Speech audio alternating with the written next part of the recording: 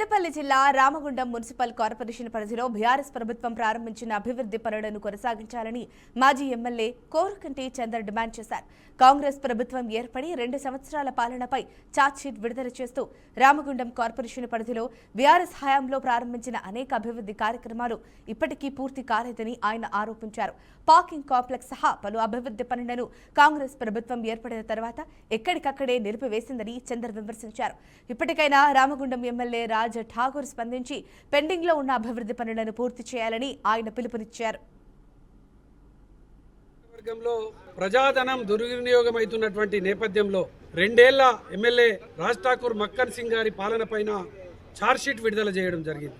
ఆ ఛార్జ్షీట్ లో భాగంగా గత బీఆర్ఎస్ కేసీఆర్ గారి నాయకత్వంలో రామగుండం నియోజకవర్గంలో అన్ని వాడవాడల అనేక అభివృద్ధి కార్యక్రమాలు చేసినాం. ప్రత్యేకంగా ఈ ప్రాంతంలో ఉన్నటువంటి వ్యాపారులకు ఇక్కడ వెహికల్స్ తోని ట్రాఫిక్ తోని ఇబ్బంది అవుతుందని పార్కింగ్ కాంప్లెక్స్ ను 8 కోట్ల రూపాయలతోని నిర్మాణాన్ని తలపెట్టినాం.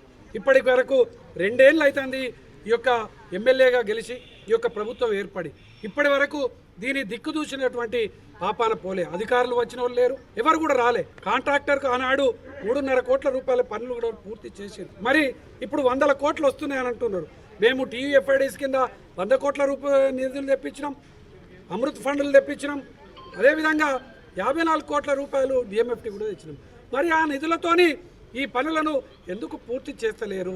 గతంలో ప్రభుత్వం చేసినటువంటి అభివృద్ధిని కొనసాగించాలి కదా.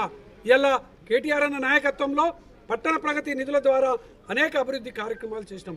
ఇప్పటి వరకు పట్టణ అభివృద్ధి పథకం ద్వారా 1 రూపాయి కూడా వచ్చినటువంటి దాఖలాలు లేవు.